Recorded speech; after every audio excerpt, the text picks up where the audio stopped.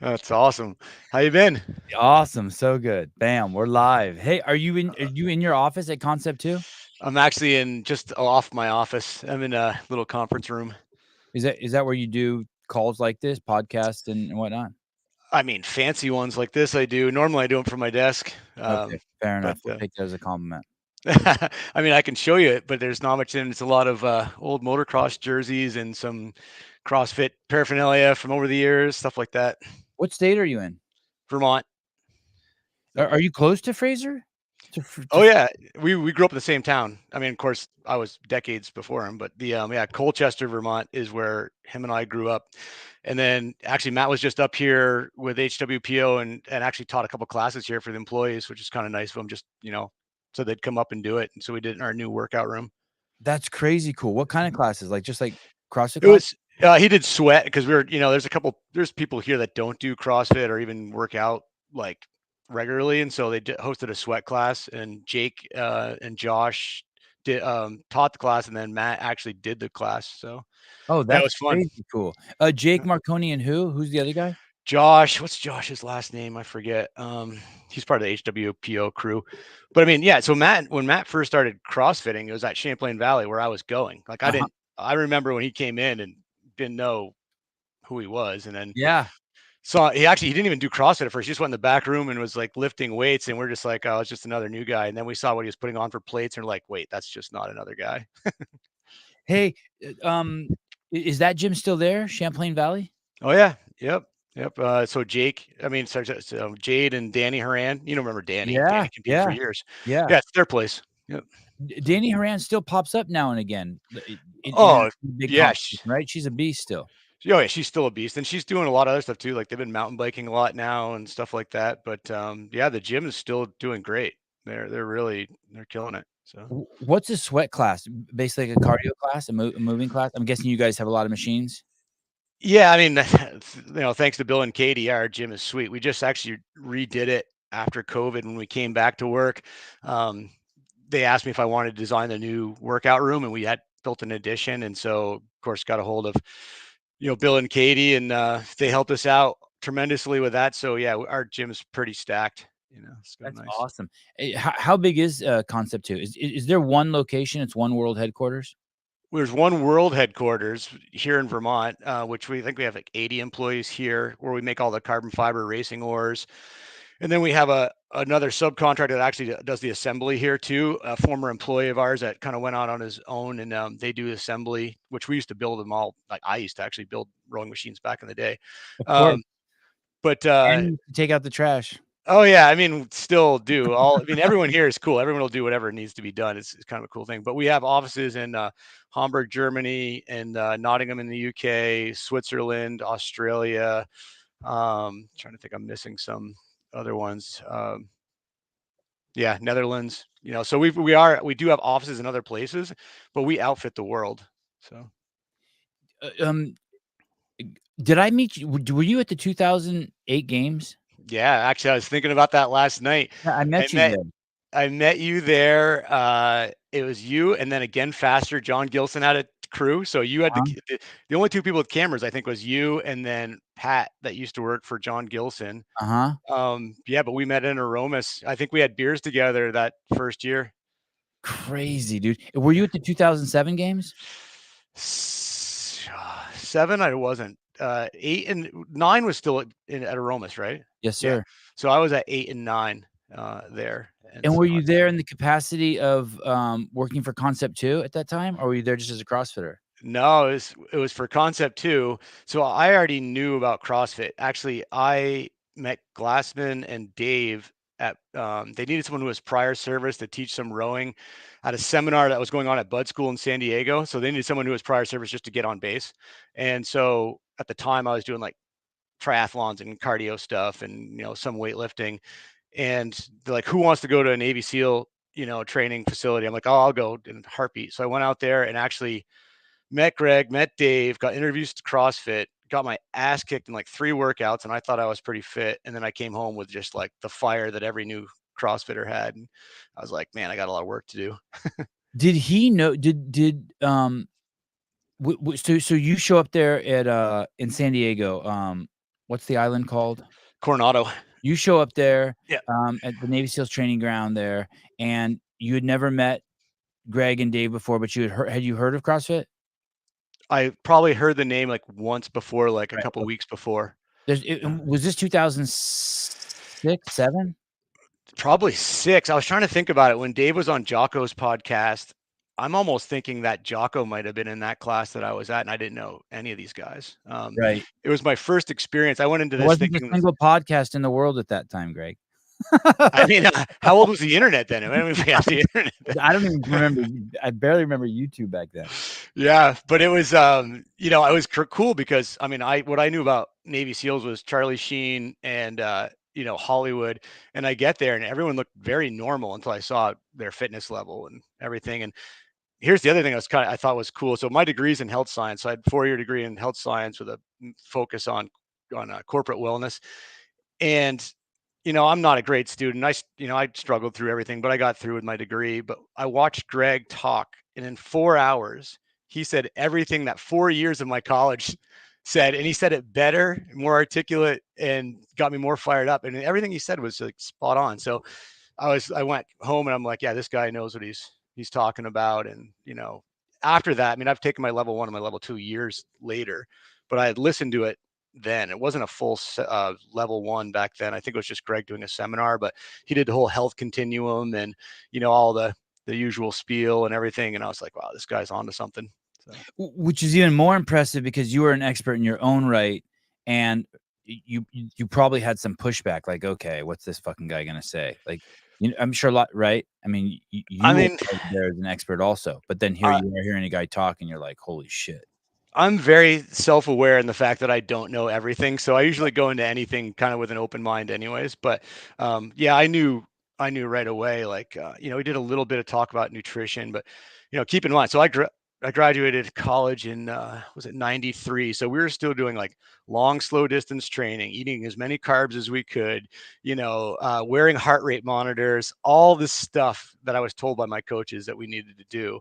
And here's Greg offering this breath of fresh air saying, wait a second, I can eat, what I want to eat for the most part, meat, vegetables, nuts, and seeds. And, I don't need to wear my heart rate monitor. It doesn't matter. You're only going to go as hard as you can. And I'm just like, this guy's got it. And, to this day, I still think, unfortunately, the cycle is coming back around. Of course, we're all wearing, heart rate monitors now again and all this stuff. And I'm like, it's just like, I want to see it come back around. I want us to realize that we don't need all this stuff. I saw some number that the average person, when after they purchase a wearable, only wears it for like 45 days or something. And I feel like that about Apple Watches. Like, I have one and I wear it like 2 days of the month, and then I take it off again. It's weird. No, I'm with you. I mean, I wear my Garmin and I wear it to bed for like sleep numbers, but I mean, I can wake up and tell you now, I wasn't wearing it long enough, probably what my numbers are just by how I feel. Yeah.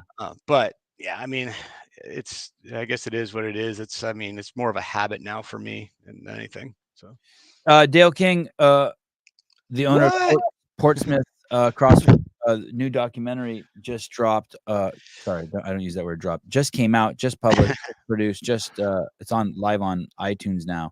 Anyway, Dale King says, I want to go on record as saying Greg Hammond. Did I pronounce your last name right? Yeah, Hammond. Yeah. Hammond is one of the most underrated, unappreciated people in the entire CrossFit space. He and Concept2 are rock solid. Love you, brother. It's great. At least I know we got the check now. That was cool. So yeah, Dale's awesome. Actually, I was stoked when now I was seeing all the OG stuff coming back out, like with Chase and him. And we did see each other quickly at the games, but I love this kind of culture inside the culture of the OGs. I love that feel. It's kind of nice. Tell me what is the name of the company is Concept2, right? That's the umbrella company. Well, there's no umbrella. That's us. Yeah, it's Concept2. Yep. And is it privately owned? Yeah, 2 brothers, family owned. We're still a family owned business. 2 great guys, still work out every day. They're in their 70s and will probably beat most CrossFitters of any age in the 2K. I mean, these guys are solid. Yeah. And how long have you worked there? 27 years. Yeah. And when you started there, how many employees were there? Probably 50 or so. It was already big. Well, because back then we were assembling everything ourselves, and so a Okay. lot of it Wow. was so the way the flow went, you'd come in, you'd make, like 30 machines from scratch from parts, and then you test row 30 or 60 machines. So that was your workout. Then you'd maybe go make some ores or work with some carbon fiber, and then we'd all leave and go play outside after. It was the owners are amazing people. They want quality. You sign everything that you make, and then if you can get your work done in less than 8 hours and your quality is still good, go do something, go have fun, go, whatever. The only other rule was that a day that something's not going right and you're there for 10 hours, don't bitch, just stay. So they are really good managers, and they would kill me if they heard me say manager. They're just the two brothers. So Um, uh, so were the only 2 items back in the day ores and the rower, rower? The rower. yeah, And how many rowers were there back then? Just 1? yeah. When I came in, it was the end of the Model B, which had the wire cage around it, and then the Model C's, which when CrossFit first started, that's probably what most gyms had, these gray, all metal around the flywheel Model Cs. And if you have a Model C and you look underneath the front legs, you'll see a handwritten date and an initials. And if you see one that says GH, then I made your Model C. So the parts show up to Concept2, and then you guys would start putting them together? Yeah. Yeah. I mean, the rule always used to be, if we could get something from Vermont first, United States second, and then if we couldn't get good quality there, then we would go overseas.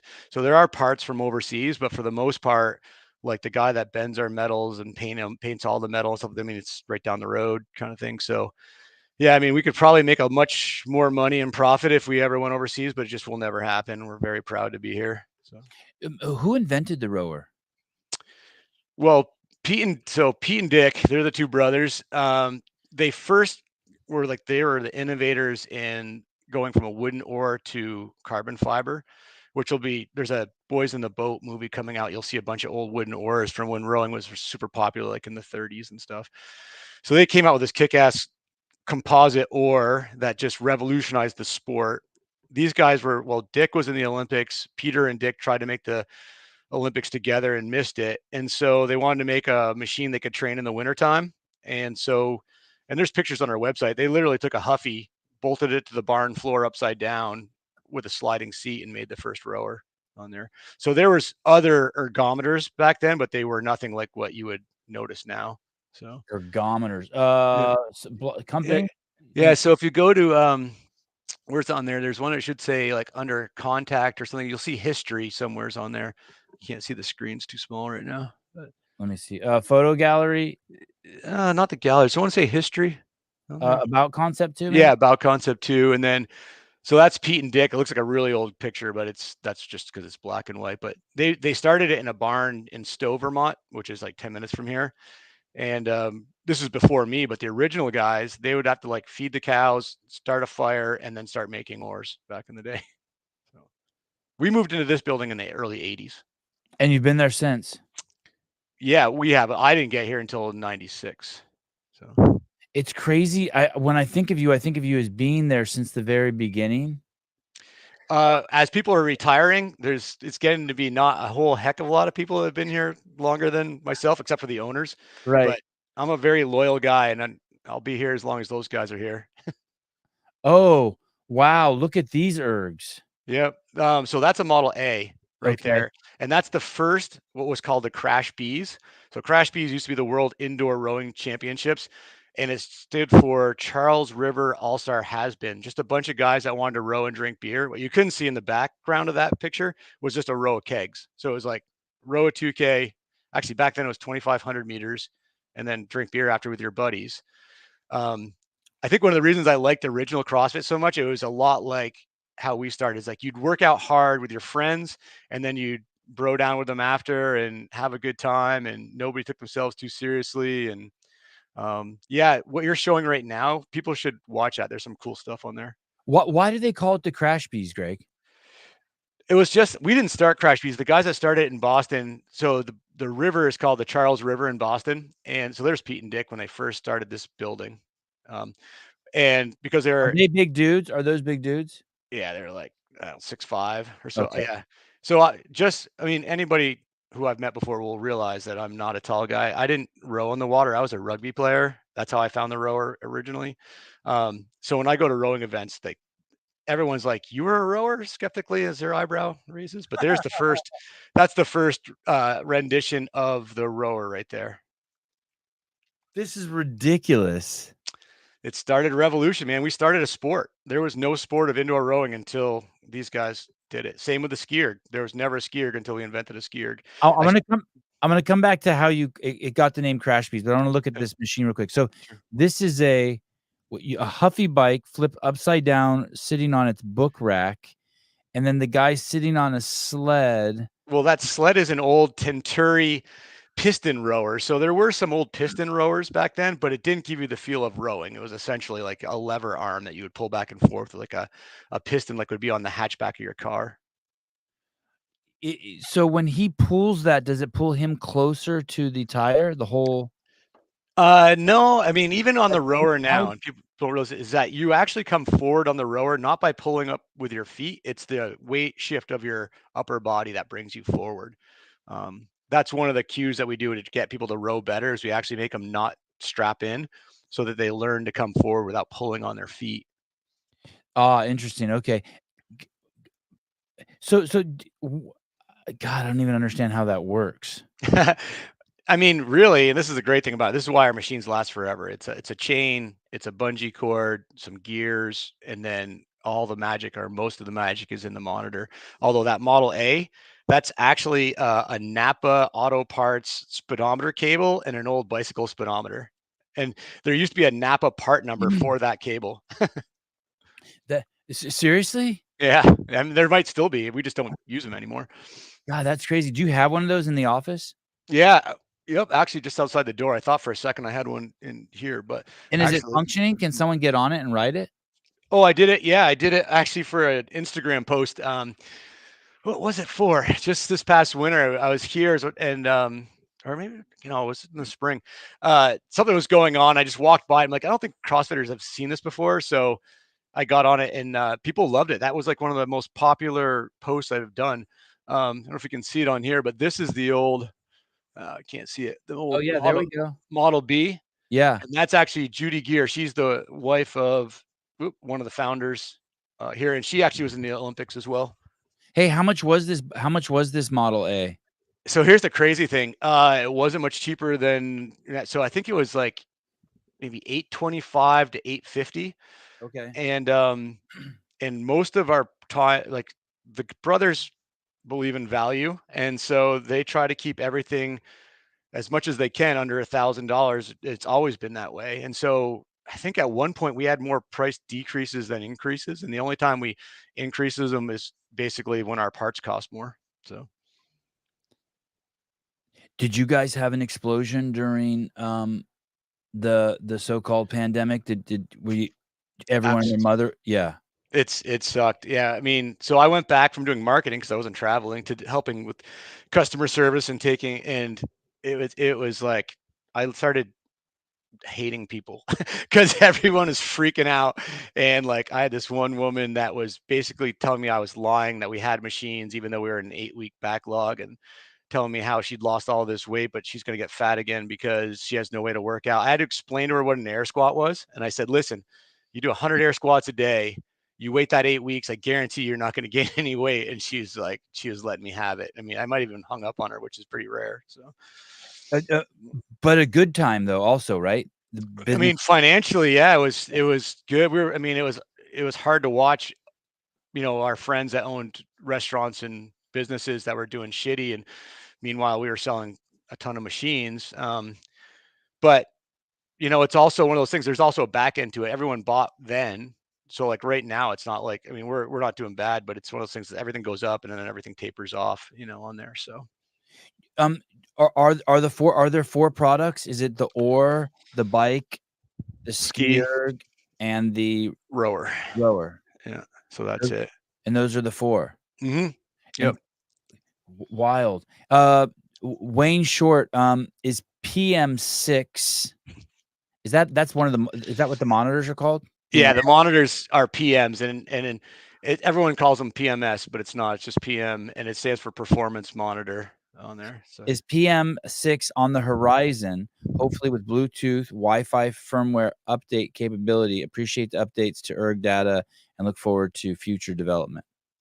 So right now, if you have erg data, which is our app, and you have a PM5, I think most all PM5s, you can actually now, if you do the firmware update, you can download more firmware on there wirelessly from your phone. It takes a long time, but like 10 or 15 minutes. But uh, as far as a PM6 goes, the way it works here is that we're always working on stuff, and we have a whiteboard in the engineering room, and we put wish lists on it. Like, okay, because we all use the equipment ourselves. So if somebody has an idea, they get out of the workout room, they have an idea, they can go on the whiteboard and say, I think this would be something that would be good. And it goes on the whiteboard. And then the engineers look at it as they're working on stuff and like, well, that could work, this and that. It's very open source here. Those poor guys usually hear it from me about game stuff all the time. Like, when Dave asks for something, my go-to is to say yes, even if I don't know. And then I have those guys try to implement it into the monitors. And that's why we have like things like undefined rest in the monitors and all this stuff. That came because of CrossFit, because people wanted to get off a machine, go lift some weights, and go back without the monitors turning off. And so we built that for CrossFit. So that's how big the community is. The requests from the CrossFit community have now made it as components on the Oh yeah, but it's not even so much that. It's like, it's crazy. We're like I don't know if it's, maybe, I hope all companies are like this, but maybe not. Like, we really enjoy our customers. Like, people who want to sweat and beat themselves up on our equipment, we'll take suggestions from anybody. I mean, if you're willing to do that, then we're willing to put it on the board and see. I mean, maybe not for just one request, but if it comes up more than once, then we would put it on there and try to make it happen for them. So. Greg, I remember back in the day there were like these ideas and dreams, and maybe it's there. It shows how out of the loop I am. But you could be on a rower somewhere racing a guy somewhere else through Wi-Fi. Is that's yeah, no, it's possible. that shit's Yeah. now? Actually, so what we're working on now, and it should be within this year, there could be an indoor race, say in like Norway, and then you and I could be at home racing, but we would show up on their big jumbotron racing from home, but within that race, so that everyone can race together. And then there's, Are there events like that? Are there big? God, that seems like a charity event dream. So actually, what's the big fitness festival that's coming up in England? The Fitness Fest Fest, or something? Fit Fest. Yeah. So there's a large indoor race going on the same weekend at Fit Fest, and it's called the Brick. It's the British Indoor Rowing Championships, and I believe that they're going to use that technology there. So, Speaking of, will that be the first time it's been used? I know it's been tested and stuff, but as far as in a major competition, that might be. I mean, I might get my hand slapped from the engineers, but as far as I know, I think that's going to be it. So, speaking of sourcing, just now one of the listeners in the chat, Cave Dastro, sent me this. Isn't this crazy? Someone's listening to the show and then they send it to me, and I just pull it up. Look, they found it for me. I don't even need anyone helping me. They got it in the audience. I'm even repping, I think, my jiu-jitsu club shirt there. That's great. Shout out to Kingdom Jiu-Jitsu. That's a cool shirt. Hey, Travis, that's what I want. See that crown on top of that? I want a crown on top of the CEO, a gold crown. Oh, that'd be awesome. Crown. Yeah, that's killer. Look at that thing. That thing's humming. So I probably shouldn't say it out loud, but what always baffled me about that is like, how many fingers got caught in those things? Yeah, But, well, a lot of us have worked out with our little kids all over these machines, and you couldn't have your 2-year-old wandering around the room with that thing going. No, it's a great machine though, and actually it sounds amazing. It's got a lot more of a whoosh than the new machines do. But literally, still, you can't see it when it's spinning, but there's actually plastic cards on the spokes. Yeah, and that's what causes the resistance on there. So it was pretty low, So could you add more cards for more resistance? Is that how they did it? That's a good question. I don't think so. I mean, I guess you could, but there was gears on it, so I don't think you could. I don't know. Jedediah Snelson, oh geez, competing at Wheelwad. Yeah. Currently, maybe he's on the floor with his phone right now. One of the coolest events I did was the pace race when all the rowers were hardwired together at Wadapalooza. Yeah, that was a custom build. That cost us a lot of money to build that software to do that, but that was specifically for that one event. People loved it. So basically, if you didn't make a certain time cap, you were out, and so it got filtered down and filtered down. So the guys that made it to the end, like put in some meters, and it was hard. But yeah, I've known Jed forever. I knew Jed probably before either of us were crossfitting from the old motocross scene, because I used to do a lot with motocross. I still do a lot with those guys. So. Marco Calderon. I love Concept2 rower. I've done marathon row twice. Yikes. Twice. That's yeah. Should be at least once a year. Yikes. But No shit. You'll mess with that once a year? we do it's going on right now. It's called the Holiday Challenge. Uh-huh. Katie Henniger's doing it. I think a couple other of the Legends guys are doing it every year. But so you pledge to try to do 100,000 meters or 200,000 meters between Thanksgiving and Christmas. And I do it every year just to keep the IPAs and food from getting around my waist during the holidays. And so yeah, we're like today, everyone in the company here, we're showing Die Hard, and you can row and watch Die Hard, and you'll either get in one movie you'll probably get a half marathon. Two movies you could get, it takes about most people here it takes about 3 hours to do a You have a marathon. headset on, or they have it really loud? Really loud. I got challenged by the guys at Origin Jeans to do 2,000 calories the first day on Thanksgiving before you had Thanksgiving dinner, and I just did that on the skierg, and that was 32,000, so almost a marathon. But I had to go help my wife cook before that. So Is that a less psychological war for you, dude? oh, yeah. So I always say CrossFit gave me exercise ADD. So when I was not doing CrossFit, I could just turn my brain off and do something for an hour, trail run for a couple hours, stuff like that. And then did CrossFit for so long that if I'm on a machine for 20 minutes, I start to get edgy. Like I gotta get off. I gotta go do something. So this is a good practice to kind of just get my mind to get used to doing one thing, or even turn off. So Hey, dude, there's this spot around, I'm gonna make this up, 40 minutes that you just run out of energy. You're just um, um, I just noticed from being on machines. Have you been on rowers so much and on these machines so much that you actually sense your body switching? I guess this theoretical idea, maybe it's not theoretical, of energy systems. Like, do you feel your body shifting? Like, okay, I'm now going to my gas engine. Now I'm going to my electric engine. Okay, now do you feel that, or I is mean, it usually if I go into these workouts knowing kind of how long it's going to be. yeah? So, I'm if I'm going to do a marathon, I never get out of zone 2. I just know that I'm not going hard. I'm just going. Now, like when Matt came up, we were doing the skierg, and I forget. I think we were doing minutes on there.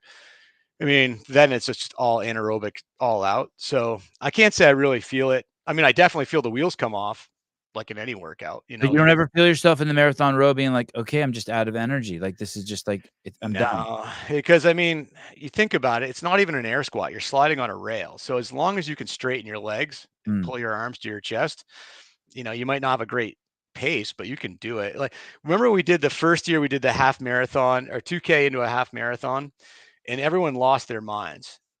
Top elite CrossFitters were losing their mind about having to do a half marathon. Meanwhile, we have 95 plus age group on our logbook, and these 90-year-olds are doing this like on a regular basis. And meanwhile, 90-year-olds doing half marathons on the oh, road. full marathons. Well, Yeah, if you so we're probably the only sport that has age groups that go to 90 plus age group on there. And these guys log their workouts every day, so dude, that's crazy. yeah. Well, you think about it, we're one of the few non-impact, other than swimming, Right. it's like, you should be able to do it forever. I mean, even when you go to full straight leg in the row, it's not under load. So if you could have bad knees and bad hips and still get away with rowing, so Hey, this is gonna be a crazy question. Bear with me. I'm probably gonna get pounded in the comments for this. Do 90-year-olds sweat? that's a good question. I don't know. I mean, I've seen a guy, I think he was in his 90s that crashed bees one year. He Pouring might have sweat? he was going for it. What was cool is when you see somebody that old, in their mind, they are going as hard as any of the top crossers. Like when they sit down on that rower, he's Yeah. got game face. He's like, I'm gonna tear the chain out of this machine. Now you see it real world, it looks like he's barely moving, but in his mind, he's going as hard as any other crosser. And I love it. He's the kind of guy I want to be 90 years old. If someone talks shit, I want to say, I could take that guy. you know, and that's what this guy was. I love watching the old guys go. So Hey, Greg, have you noticed you know, when you're young and you're driving with someone who's old, they think you're tailgating when you don't think you're tailgating. And now as I get older, I get it I think it's because their reaction time. Now that I'm getting older, my reaction time is changing. So, but it's also when you walk. Have you ever noticed like little kids, 5 of them will go through the door at the same time. Some fat old lady, if you get within 10 feet of her, she gives you a bad look like you crowded her. And yeah, it's just people's perception, right? Of just like what they need. yeah, Like some people are afraid they're going to fall off the sidewalk. And my oh kids yeah. would just tumble off the sidewalk onto the street, back on, like they don't give a shit, right? But like a 60-year-old woman who's 70 pounds overweight, she's freaked out by the edge of the curb. And if you get close to her, she'll flip you I off. mean, I get it. Yeah, It's that's one of the things I like about, seeing older guys do things like jujitsu or gymnastics is, yeah. you know, I am opting to twice a week throw myself on a mat and roll and get back up. And so am I intimidated by a curb?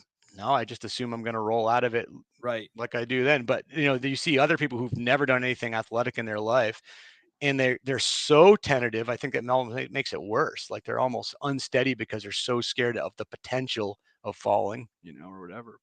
Do you ever seen a 100-year-old compete on a rower? I think that guy I'm talking about, I think Yeah. he might have been 100 because there was 3 generations that all competed. So it was him, the son who was probably like in his 60s or 70s, and that guy's son who was in college. All were at Crash Beat at the same time. Um, I mean, I'd have to check on there, but I do remember he was wearing sneakers with like wool socks, like the kind like your mom would knit you or Yeah. someone's mom would knit them. And Yeah. then he had full on leather, like wood throwing work gloves on when he sat down. But he walked up to that thing like he was going out for a heavyweight title match. I mean, this guy was going to go out there and just bust it. It was awesome. Do you have kids, Greg? I don't know. Married, no kids. No. How long have you been married? 20, let's see, 23 years. Wow, So congratulations. I'm making up for you because you've got what, 3. So we're that big makes that 1.5 that we're all Right, supposed to have, perfect, right? right in the thing. Um, Yeah. is she a machine person? Does your wife row? Yeah. I mean, well, she also CrossFits. Okay. But yeah, and is on the machines. But yeah, she was actually, that's funny. She was always a runner. That's how I met her. It was a blind date. She was running around the industrial park at Concept2 and I needed a date. And someone dared me to ask her. So I went out and asked That the running girl. So that's a true story? yeah, true story. Yep. And then she wanted to make sure I wasn't weird, so I had to meet her for bagels first, and we've been together ever since. So it was actually for our Concept2 Christmas party, which is actually happening this Saturday, and our parties are typically epic. Like she didn't know what she was getting into when she came to our party. We we used to go hard back then. So, Hey, that's kind of unheard of these days. yeah. To just see a girl and walk up to her and be like, "Hey, you wanna go out?" I think, like, everyone I hear, it's, like, all on the computer now. Well, I mean, I might be a little bit older than you, but we're the same age. It's like, I don't know. It's like I feel bad for everybody that has to do it online. It's Right, almost right, like, yeah, it's nervous to walk up to somebody and risk rejection, but I almost think it's like everything hard. If you right. don't if you don't do it, you don't respect it. So My nephew, grew up on a hunting ranch in Texas, his whole life, and yeah. recently he's moved out to California, and, he's living in Santa Cruz, and he's working, and he's surfing. He's a young man, 20 years Yeah. old, Oh, and awesome. he's made a bunch of friends here, and he was telling me a story that he was at the bowling alley, and there was a pretty girl, and he was with, like, 5 or 6 of his buddies, and he went over and talked to her, and he said they were all completely freaking out, right? Because he was there in person. 'Cause Yeah. he's Who's talking the to her in who's the person. creeper? Yeah, He who's said, the "Yeah, yeah." creeper? He said the girl was cool as shit, and she was completely blown away that someone talked to her, but he said that guys were flipping out like, "Dude, you can't just talk to a girl." He Yeah, said it was nuts. it's nuts. And so I mean, I probably should have waited. I think you and I, if I said that would make a great podcast to just be 2 guys and just point out all the problems today versus when we grew up. Because I feel so lucky I grew up when I did. Everything from the movies to, talking to people to, but that's how I know I'm getting old. I start to think about that stuff. I was actually talking with someone this morning about the pressure of the internet. So when you and I went to school, there were 30 other kids we had to worry about their judgment, right? Just Yep. 30. Now it's your entire probably the entire high school knows everyone's Instagram, everyone knows everyone's business. People are following your mother, your dad, I mean, the social processing or what people have access to about you has got to be completely overwhelming. I mean, I'm going to do everything in my power to protect my kids from it until the last minute. And it doesn't even what's crazy is it doesn't even affect me because I came from that. So someone will be there'll be a Reddit thread with 800 comments saying the worst shit ever about me. It doesn't even affect me, but I think it's just because of where I come from. Yeah. That era. But even too, like, think about it now. If you walked out without your phone, you get this like panicky feeling like, oh, I left my phone somewhere. We lived the majority of our life, looking for a payphone. It's Right, like right, right. it's like, and it didn't bother us. It's like, in the morning, you tell your parents when you're a kid, I'll see you after practice. They Yeah. didn't worry about you. They just assumed you'd be home after practice. You didn't call. Yeah. It's yeah. There's just a lot of stuff. And I don't want to talk bad about new generations. It's just different. They just handle things differently. I like it when I forget my phone, which happens frequently, and I do go through that. I like that, like, 30 seconds of, like, should I turn back home and get it? And I'm like, Yeah. "Dude, Yeah. But chill." I mean, also too with like your job, and in mind for them for the most part, if I'm waiting for something that's work related, you got to get it done. Then you need the phone. And Um, that is cool, right? Because I can go so when I'm done with you, I'm gonna go to the skate park and hang out for 2 hours, but yeah. I'm also, while I'm there, gonna prep for my podcast, and I love it because 'cause Yeah. I'll do 20 minutes of just hanging out in the bowl with the kids, and then 20 minutes I'll go sit over on the side and then work on stuff. I love it. Yeah, I enjoy watching your feed because, I grew up, skateboarding with my friends and I see what you're doing with your boys and I'm like, man, they're so lucky that they can do it that way, that they can live that life where they go from jujitsu to skate park to, beating up their brothers in the workout room. So Yeah, it's awesome. It's a good life. Ernie Garza. Just an idea for the app. You've never heard any ideas for the app before. And video option to display what the monitor is showing. Wanted to do a video showing the wattage to show my members. Oh, like in real time, kind of like the One Wheel has. Are you familiar with the product, the One Wheel? yeah, well, yeah, If but I you're mean, ours can do that now. You can. okay, so you can look at your phone and in real time kind of see what's going on the erg. Yeah, so you could have the erg set for meters and then erg data the app with watts, and you could see the real time watts to meters on there. Oh, okay. That's cool. So in real okay. The One Wheel, you gotta be pretty close to the One Wheel. That's the only shitty thing. But I guess it doesn't matter. The erg's not moving around. Yeah, the one wheel I've tried them a couple of times. What I don't like with that is to go faster, you have to dip the front end, which is completely counter to my snowboarding, skateboarding. Like I don't want to have the nose of my board closer to the ground when I'm going faster. That just seems like an accident waiting to happen. So What's crazy is 4 people died on the One Wheel last year. what? No, I never hear that. Huh? Like 300,000 units sold and 4 people died. Yeah, I mean, I guess in the scheme of things, for how many they sold, I mean, I don't know. I mean, looking No one's ever died of an injury on an erg though, right? I mean, maybe a heart not attack. that we know of. Well, No no, one's I had mean, like a handle hit them in the head and they're dead, right? no, nothing like that. But so remember, so you were there at the year that we had the Jumbotron in Aromas. Yeah. Our big banner was called Roadkill, ROW apostrophe D, Roadkill, and it was a chalk outline by a rowing machine. Uh-huh. It was very popular, but then we started working with the villages down in Florida, the old people's home. Yeah, yeah. And one of my coworkers went down there and brought posters that had roadkill on it. It was like, and I'm like, that's the one place where you probably could have someone that's gonna fall off. Right, And right. I'm like, Oh, that wasn't cool, But we got no one got hurt, so it was okay. So safest piece of gym equipment out there. Get with the programming. Chase Ingram. I did 1,000,000 meters in 2019. Was a hell of a year. I think I remember Nicole Carroll did that too. well, I think Rich would do 1,000,000 a year because he was doing 10K every morning when Rich was winning. Yeah. If I remember right. Hey. I mean, that's 40 minutes in the morning. If you got up and just cruised for 40 minutes, you'd have 10K or thereabouts. I mean, depends on how fast you row. But I mean, if you want a good cardio base, it's a quick, easy way to do it. You use all the machines? Do you use them all? I do, yes. I use all of them. I have all three at home too, not to mention here, but the skierg is my jam. I love it. And why is that? I think I've done the skierg twice in my life. Uh, well, so and people are probably lose their shit on this. So rowing, because you're taking a long stroke. If you're a tall guy with long legs, when we do the same amount of strokes, they're covering more distance, Mhm. unless I, add more pull in there.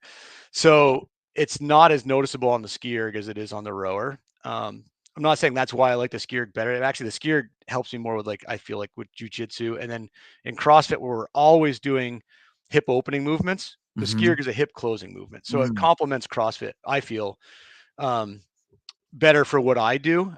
But also I don't like to sit. Like, I don't have a chair at my desk.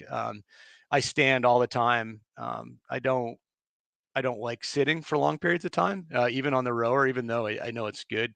I'll do it for wads, but like when I'm going to do a marathon here coming up on the, for the holiday challenge, and I'll do it on the skierg just because I can stand the whole time. What's your official title there at Concept2? So no one really has titles, but I gave one to myself that I thought was really cool, probably about 20 years ago. I'm the director of motor and action sports. Oh, I like it, I like it. Yeah, yeah, yeah. Yeah, that's very motocross of you. Yeah, yeah. Well, at the time there was I gave myself that was pre-CrossFit. So now it says that and then like CrossFit apostrophe or comma CrossFit at the end. So Um, did you ever think when you started working there, you'd work there this long? absolutely not. My dad was a 30-year IBMer, and I said that I go, what poor bastard would ever work at one place for 30 years? And Mm. I actually I just had disdain for any company that would like lock their people down. But like this is not a normal company. I'm like, this is my business attire. Like I could come in my workout gear and work and do my day. And and everyone here, especially for Vermont, look at general population. Everybody here is pretty fit. Some people are very, very fit, and so just the culture here is, it's not like a normal business. So When you first started working there, your job was to put the machines together? yeah, yep. We Now what is built. I mean, now it's more marketing stuff. It's working with CrossFitters, it's working with pro athletes. It's answering all the emails of people who want stuff. Things like that. Nowadays, it's turning down influencers that don't really influence people, stuff like that. um, that I'm glad you brought that up. I wanna talk about that in a second. So give me an idea. So if Rich is like, "Hey, we're doing a charity event," does Rich call you directly or Rory call you and say, "Hey, Greg, what's up? This is Rory. Hey, dude, we're gonna do a charity event, and we're gonna need, 30 rowers. Do you guys wanna be involved with us?" That's exactly what happens. And I mean, not that we play favorites, but if Rory texts me or Rich texts me, or there's certain people in that OG crowd, there's probably a better chance that we're going to be able to make it happen, because it's not always easy, because you have to do something with machines. You don't necessarily want to take all the machines back. We're not like Rogue where a big truck pulls in and machines go off, the machines go back on, and they come back to Vermont. We try to do it in a way that either they buy them at a little bit of a discount, and then the money that they sell off work can go to the charity. Try to figure out just a Right. creative way to make it happen on there. But And that makes sense. You have long relationships with people. Is the biggest relationship what is the biggest relationship Concept2 has? Is it with universities? Is it with CrossFit? Is it with the Olympics? What's your biggest relationship? it's a good question. I mean, me personally, it's definitely CrossFit, but I mean, as a whole, globally, Mhm. I mean, the on water rowing community, Mm. they built us. We're very loyal to them. In the last Olympics, I think it was over 80% of all the oars in the Olympics were made here in Morrisville and all across all countries. So I mean, Oh, we're the actual oars. yeah, Okay, okay. I keep forgetting about that. Okay. yeah. So I mean, and then anybody who races on the water trains on our machines. I mean, that's just like the standard. We're the standard for them. So I mean, it's hard to say. Like at CrossFit's biggest, what were we at? Like how many? I mean, how many CrossFitters are there in the world right now? What Let's say would you there's say? 4,000,000 worldwide. Yeah, 4 million. I mean, it's got to be CrossFit then, because I mean, I can't imagine there's But I don't four know if that's million it could people be rowing. 2,000,000, by the way. It could be Yeah.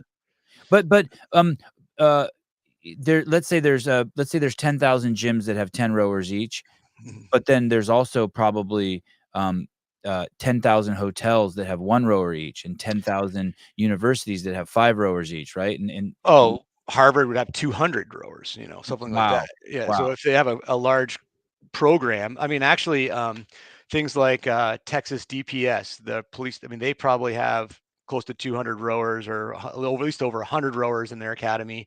Department of Police Services, DPS, that Yeah, okay. public safety. But remember, you might have been there. Orange County Fire, way back with, was it Mike Contreras? Do you remember that name? Yep, yep, yep, yep. Back in the day, Orange County Fire had like 200 rowers that were all around the departments, and so that was like the first. It wasn't CrossFit, but it was CrossFit because they're all doing CrossFit at Orange County Fire, and they bought like 200 machines to disperse around the different firehouses, and they would compete against one firehouse against another firehouse and stuff like that. And that was way back, you know, close to the start of CrossFit when that was going on, and that was fun because again, I said I'm lucky that the guys I work with, the departments I work with, they're all people I'd hang out with anyways, so it's pretty simple. Do you know how many rowers have been sold? I don't actually. I get that question a lot, but I mean, I don't. I bet you I think the founders would even have a hard time. I mean, I'm sure we could look it up, but I mean, they probably don't know off the top of their head. But it's insane. Well, yeah, I mean, What let's see. happens? The truck pulls up every single day, 1 truck, and takes them to the post office? How Well, does that I work? How mean, do no, they I mean, run there's more than one truck. I mean, when Rogue buys from us, I mean, they're sending trucks pretty regularly, and so a semi you will know, just come there and just take fucking a semi full of rowers to Rogue, and then from there, they sell them? yeah, yep, yep, yeah. We're really lucky. Our relationship with so when we met Bill and Katie, it was the year Katie won the games, and Bill at the time I think was only making plywood jump boxes Mm. when we met those guys, and so as much as I'm completely impressed and with the founders of our company, I would think like I hold Bill in very high regard. Like I'd put him up there with the geniuses of Pete and Dick Dreisagacker, Greg Glassman. What he built in the same Dude, amount of time. it's the Great. Bezos shit of fitness. It's crazy. What an amazing website. What a Oh, it's a junk food fucking hold on to your wallet before you go there. Lock your wallet in a safe. it's amazing, and yet you can still talk to those guys at the games, and they're just still the same people that you met, back at Aromas. Yeah, It's just walking around with hard hats and moving shit and yeah. I yeah. mean, I've gotten to like some of the people I consider really good friends are all people that work for them too. That like 'cause when I first started, like, remember they had the East Coast Championships at Reebok and things like that, Yep, for so I would go down for my event, but I would stay and help the road guys because I like turning wrenches, I like moving heavy shit. So I would help them, and I got to know a lot of those guys. And to this day, well, like Kenny Castro. I yeah. mean, I actually know Kenny better than Dave just because I met Kenny doing stuff with Rogue and helping out when I could and stuff like that. And in turn, those guys, if I ever needed anything at any event, half their employees could do what I do at an event on our equipment. They're really knowledgeable. So Hey, dude, that is probably you take it for granted, but that is really a fucking incredibly unique relationship that probably Concept2 and Rogue have. yeah, I Really mean, unique, right? I don't take it for granted. That's the thing is like so the way that our company is like when we went out to the Rogue Invitational, it was in Columbus. We brought the founders. Well, we brought the whole U.S. biathlon team. That's what we did a skierg, an actual shoot event there, and even the owner's son, who's also an engineer. You should have saw these guys geeking out on Bill's factory floor and all this stuff. Oh, I mean, it was like, Bill probably yeah, loved that too because he knows how cool it is, and there's probably very few people who can appreciate it. So he oh yeah, probably Bill. loved He's been it. here too and saw our operation too. So Yeah. yeah. He probably it's, it's like being into, I don't know, flowers, and 90% of people don't give a shit, and you find someone who's into flowers and you guys geek out. He was probably stoked. Oh yeah, and at the time, I think he had just got some like new robotic welders and stuff, and we're not there. Here we still do a lot of stuff by hand and stuff like that. So yeah, we were really into it. So, Just I think it's supposed to be just got 3 new monitors for my gym rowers. The simplicity of design and ease of ordering parts is great. Mike Artunian. we're lucky if anyone notices. I mean, the monitors are the most expensive thing, but our parts are super inexpensive. Like, that's another philosophy that the owners have is like if someone's willing to give us their money on the machine, we're not going to nickel and dime them for parts. We want these things to last forever. And it is true. Like, where was it? We were just down at the Rogue Invitational. We went to, what was it? OC Cross, not OC Cross. I forgot what affiliate it was, but they had a 20-plus-year-old machine that was they use every day in their classes in there, and it just keeps on going. So that's what makes us feel good. Like, our machines will never get thrown away, hopefully. So. Allegra R, I'm in the street parking group, and someone posted the first iteration of the rower on sale in Facebook Marketplace. Wish I could post pictures on it here. Oh, crazy. Are those collector's items now? They've gone to be. Well, here's a crazy thing. We sell a PM5, which is our modern monitor, adapter kit for that old bicycle wheel rower. That So thing with the cards on it? yeah, yeah, That's and it's awesome. so there's someone with Wi-Fi and Bluetooth on a machine that adds cards in the wheel, and it's they just won't give it up, So I think that's, so you've heard of engineered obsolescence. We're just the opposite. Like, we want these machines to get passed down. When dad gets too old to row, it goes to their kid. When Yeah. that guy gets too old, it goes to their kid.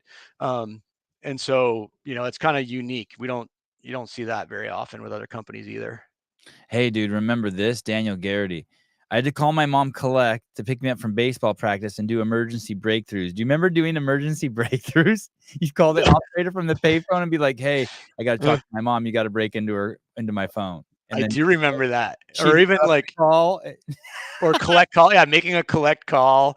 Or yeah, I remember. I mean, I Breakthroughs wasn't. are crazy. Yeah, it's well, actually, I mean, this is totally off topic, but we got a bunch of young guys that we just hired here, and we had an old. Remember the credit cards where you'd go slide it back and forth, and it took an imprint of your credit card. Yes, yes. So we had that machine, and I handed it to him. I go, "Do you know what this is?" And he's looking at it. He goes, "Does it plug into the phone?" He couldn't figure out. He'd never seen a credit card machine that actually had like the carbon copy in it. Hey, dude, those were my dad had a wine and cheese store, and I remember as a little kid, because you had to have some oomph in those. Yeah. They were Oh yeah. kind of they were kind of scary, not that they could injure you, but, like, if you did have your finger down there, that shit would mash it.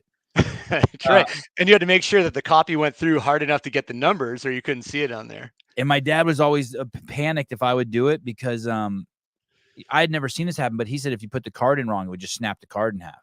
Did you ever See, see a card break in there? this is our podcast, Right. Savon. We just talk about old shit all the time. So many people probably don't even know what we're actually talking about right now. It's all right. Sean Lenderman, for any 300,000-mile vehicles sold, there are probably more than 4 deaths. For every 300,000. Oh, yeah, for sure. Yeah. For sure. That's a great point. Going back to the one wheel. Here we go. Allegra R saw the first model of a C2 rower on sale in Facebook Marketplace this week. Amazing how far you've come. Wish I could post a pic. Oh, sorry. Dang, I read that for you for free. Let's see. Olsen dudes, absolutely amazing product, the Concept2 products. We've had 2 24-hour challenges using the C2 rower and C2 skierg. Over 50 people using machines the full 24 hours. Yeah, actually, Dale King just did that with an affiliate over in the UK. They did they both did a 24-hour row, and to see who could get the most meters in 24 hours, which I thought was an amazing idea. I'd love to see Gross. that idea of like sister affiliates, like just find somebody in a Oh, different part not of the one world. person, people rotating in on it. Yeah, rotating in and out. Okay. Yeah. I mean, there are people. We have world records for 24-hour rows for single individuals. Yeah. That sounds horrible. Yeah, it's worse than that. We have stuff that are even like longest continual row. We have all those records on our website. Is there any development you have from rowing that you think, just of 20 years of messing with the skier, putting them together, rowing? Is there any development you have anywhere in your body you're like, yep, that's from rowing? Like your hands or your back or your lower back or your glute, anything specific that you're like, yep, that's exaggerated growth there from just me being a row junkie? I mean, not me, because I do a lot of different sports and lift and stuff like that, but the guys that row sweep rowing is, when you row with 2 hands on one oar and you're either on the port side or the starboard side. Okay. If you're an Olympic rower and you're always on the same side, you Mhm. will notice lat development more on one side, depending on which way they stroke. But I mean, sweep rowers are going to be collegiate athletes, and then unless they go to the Olympics, they'll probably stop after the Olympics. But your hands definitely take a beating. But I mean, I lift weights, so I would just say if my calluses came from a bar or came from the rower, it's hard to say. I mean, I just have gross hands. So Caved Astro says it makes your hog bigger. that's absolutely true. Yeah, it's it That's gets impressive. caught in the seat rollers. It's terrible. You're in marketing. Just put that on the Nova rower says makes your hog bigger. I don't know who that guy is, but that's great. He got the cornrow picture. That's awesome. Solid, dedicated. Yeah. RB, anyone see the video with Brian Shaw rowing with Ben Smith? Crazy Power. Yeah, so we worked with Brian See, way back when he was when he in on the original skierg, which is not the black one, it was another one. But yeah, Brian was probably the first strongman that I ever personally worked with, and still one of the nicest guys I've ever met. Just a solid dude. I just saw him in Texas, and he remembers, me and talking to him, and yeah, just a great dude. and Ben Smith's one of the nicest guys ever. Absolutely, yeah. That's not a bad place to be. I didn't realize he did it with Ben. I know he's worked. So I hope it's common knowledge, but I think Brian's actually going to do an MMA fight coming up, which Are you kidding me? I think, and if I'm letting something out, then I think it's been talked about. So Wow. yeah, Wow. which means he'll probably be on the machines more. MMA guys really do a lot on ergs, both the skier and the rower. Oh yeah, it says it here. Shaw's MMA training has already begun. High altitude martial arts in Denver. Fuck, that's a good place to train. Yeah, I mean, I can't imagine the size of his lungs and the amount of air that guy needs, but Wow. yeah. Uh, Molo, please, do squats, not drugs. Karma donation for the rower Greg sent me during my brutal trauma rotation and residency. Oh, that's Mike. Yeah. So yeah, he's another CVF guy. Yeah, he's great.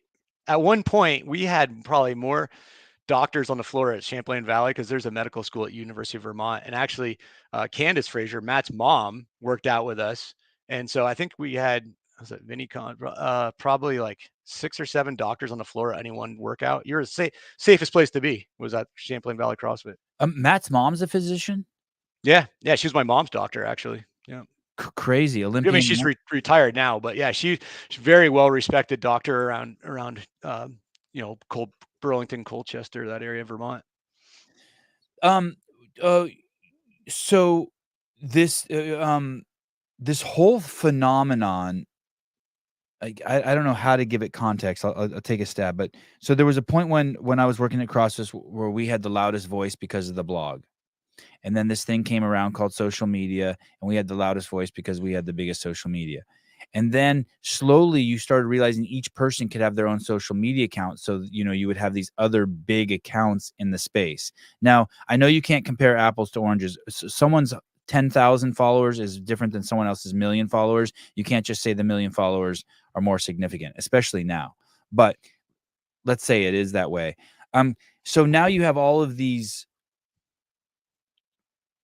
powers that be out there that are influencing. So the other day, I or YouTube videos, like when I went and filmed with Miko Salo, he was wearing wrist straps, and I immediately bought the wrist straps, and then like 20 other people told me they bought them, even though we weren't even trying. That wasn't even. I didn't even think anyone else noticed that besides me. I never even used the wrist straps. The other day, Dana White's like, "Hey, when I fast, I take these electrolytes," and he just held them up for a second, and I paused the video and I went on Amazon and I bought them. Yeah, I agree.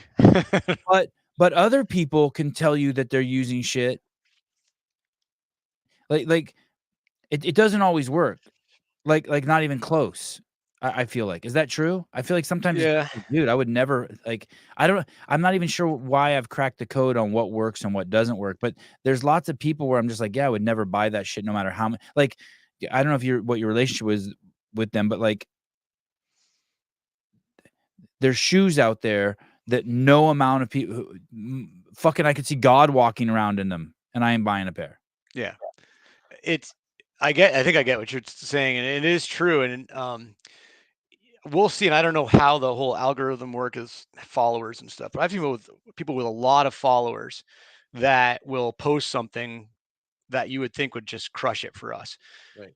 And then you'll get somebody like Miko, who people might not even remember anymore, but his followers are going to be more loyal to him because they know who he is, and he has less followers. But the overall effect on us is going to be greater from somebody with less followers, but with a more loyal following The versus, conversion. It's called, right? We call it the conversion. yeah. I mean, we have a lot of, and this is another for our new podcast where we bitch about stuff. Yeah.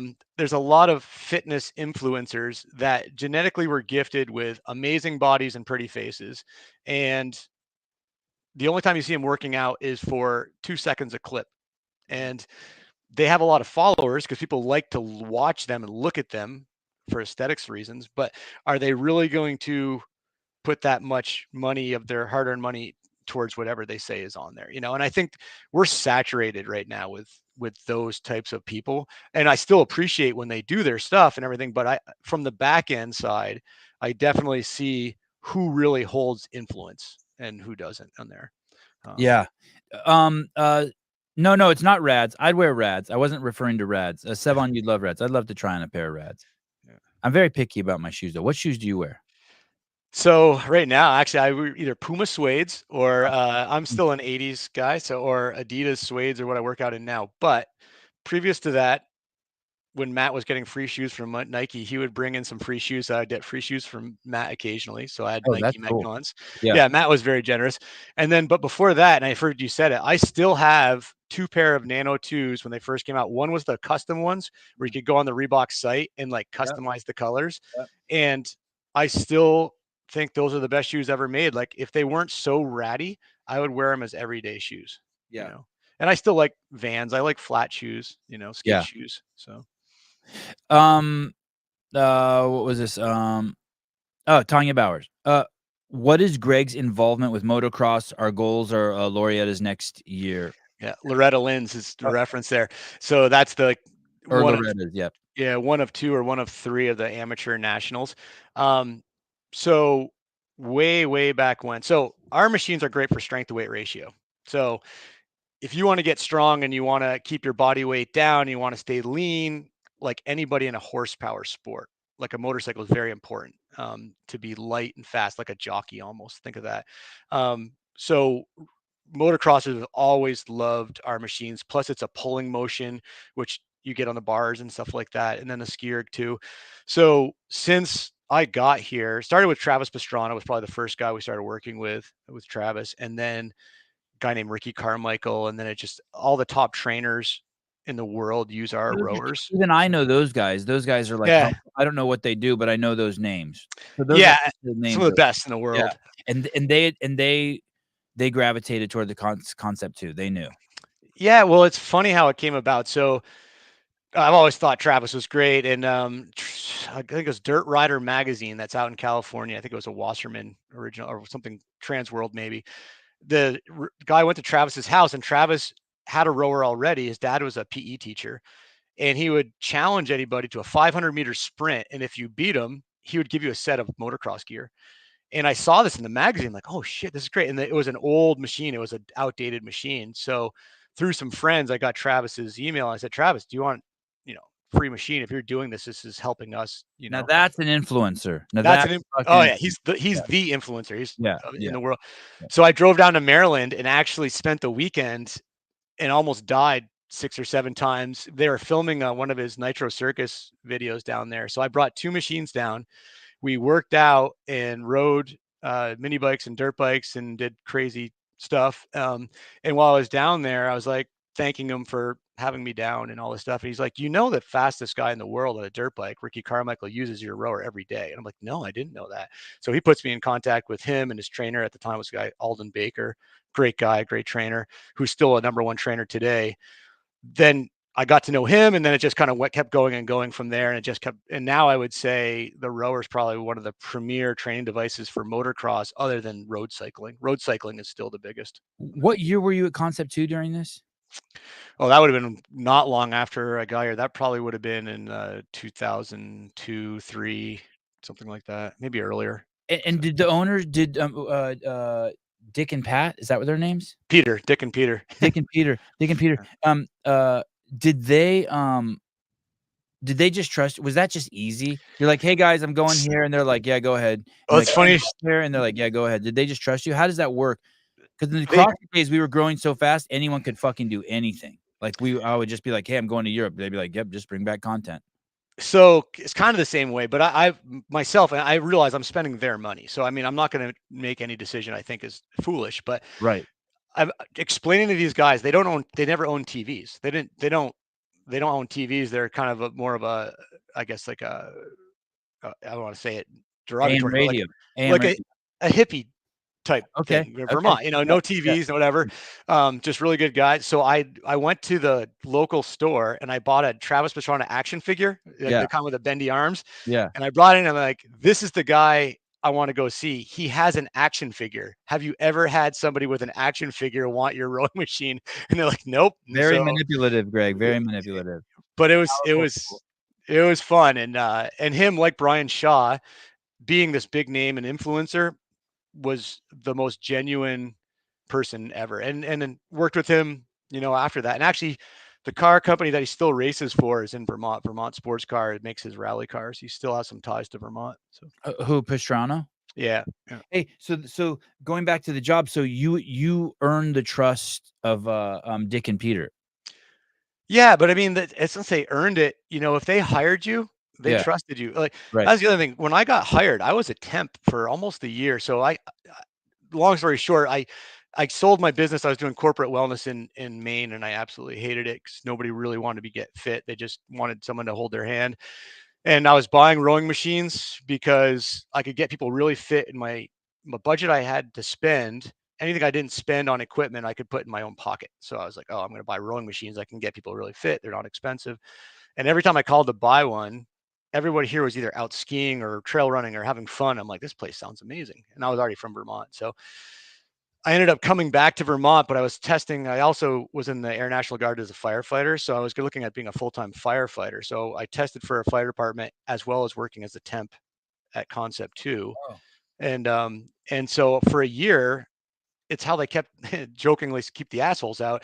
If you work with somebody for a year and they're still a good dude, then they feel cool with hiring you. Yeah. And Yeah. so, you pay your dues, and some guys that were temps never got hired, so they do have this inherent trust of you when they hired you. You're part of the family.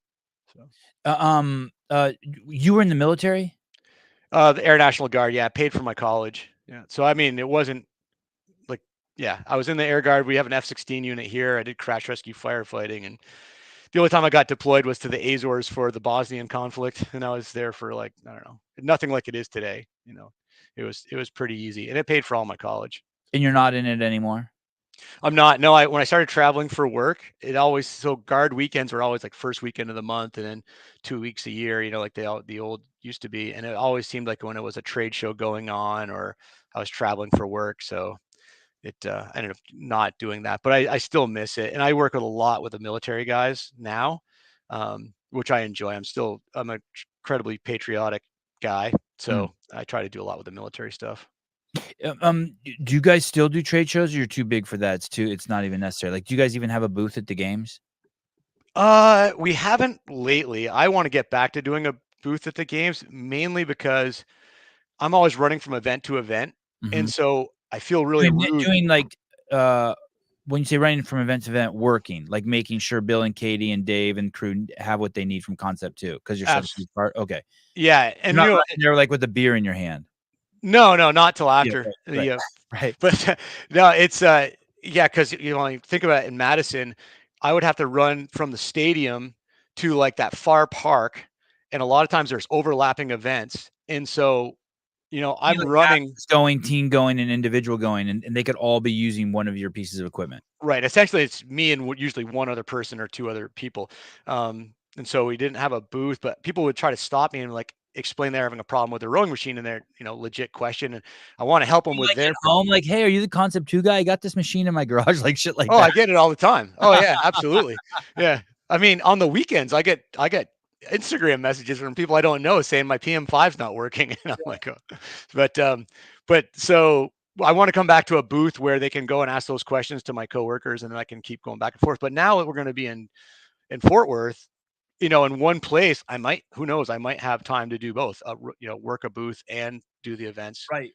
Should be easier. I'm hoping it's going to be easier for us. So. God, I hope they let me come back next year. I really want to see this new venue. I really like the idea of a new. What do you mean not let you come back? What the hell? Very, very tenuous, very, very have to be very strategic and tactical. I have a big mouth and I have to be very careful. You know what you did to talk about big mouth, and it's hilarious. You interviewed me in a tunnel. Was it the marathon or was it the half marathon? And I was so impressed. I'm like, oh wow, Savon interviewed me. I'm a big deal now and all this stuff. And then at night, I'm watching it on my phone, and it said Greg Hammond, owner of Concept2. Oh, I think yeah, in my brain still to this day you own it. Did that get you in trouble? Oh, I quickly text Peter and I go, hey, you might hear I'm the owner. I didn't Did not. tell him that. Hey, that's smart. That is but very smart. But then Peter's like, he goes, that's fine. He goes, I want people to ask you for free stuff instead of me, so it's okay. Hey, well, the thing is you for anyone who just maybe not for people who are in the audience, but anyone who takes one step behind the scenes, at the in CrossFit knows your affiliation with Concept2. It's, Yeah. I mean, because I mean, you've been like I said, you've been around as long as I have. We both 2008 was my first games too, and so like I see you as ubiquitous with Concept2. I can't imagine you. And a lot of people move around. You know, someone will be at HWPO, then at Reebok, then at somewhere else, and you just haven't. You just like you always have like one machine on your back. Hey, what's up? Yeah. Well, you know what's cool though? I was thinking about this too. You know, trying to run things through my head before I talk to you. And it's like one of the cool things about, well, I mean, I didn't want it to disperse, but when CrossFit headquarters kind of started doing this little crumble down and things were getting a little weird for a while, and everybody left or got fired, it kind of helped because everybody that we knew were good dudes and good workers at one place went to some other place, and you instantly had that connection. You know, so it's amazing the number of people I'm like, I wonder who works here, and they're like, oh, Greg, we've met. I used to work for so and so, and I'm like, oh, okay. It's pretty wild how people stayed in the space but just moved around to different companies, you know, in there. But You get to see people be really successful too based on their metrics of how many machines they buy, right? So, like you said, Bill was making plyo boxes. Now you're sending semis to him. yeah, Rich Froning was just a kid living in an apartment with and being an assistant strength coach at Tennessee Tech, and now he's got the Mayhem Empire. yeah. You see Tia, young girl from Australia, now she's got bought this massive, awesome place in Tennessee. So it's kind of cool, right? Oh, And I love it. Yeah. and you're associated with so many world class, eccentric people. I don't mean eccentric in any negative way, but just go getters. Yeah, I mean that's one thing we've been lucky is that we're, you know, typically CrossFitters are very positive people and hard workers. And if you're positive and you work hard, I mean, you can do whatever you want. You know, you're going to be successful for the most part. But Anyone um, ever try to poach you? You ever get headhunted? uh, me personally, Yeah. you know, it's funny. The closest it came, and I don't even know if he was serious about it. Tony Budding, Oh, at way back yeah, in Romus, yeah. was kind of feeling out.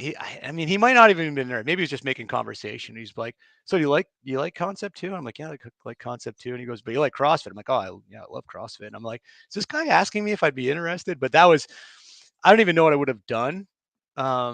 But He was like I always he probably was trying he was the company was growing fast then. He needed people. He yeah. probably saw like you were class act, you worked hard. He probably was trying to, recruit you. I mean, I would have loved it, but I wouldn't have had the longevity clearly that No, I you'd have been have fired. here. You'd have been Yeah, fired. for sure. And yeah, I mean, it's one of the things. I am a very loyal to my friends, very loyal guy, and for Peter and Dick to take the chance on me, you know, then something they'd have to get rid of me because I'm here for the long haul for those guys. So God, congratulations. It's cool that you found your home, your calling. yeah. Alex Person, hey Greg, I love Concept2. I inherited some machines from someone in Naples. That means they died. Good to Naples. But they were exposed to flooding last year during Hurricane Ian. They don't work 100%. Can someone help with repairs? Yeah, we help in that floods and stuff like that. You know, we've fully aware of this stuff. You really don't need anyone to help you. Typically, the machines are fine if you just clean them out.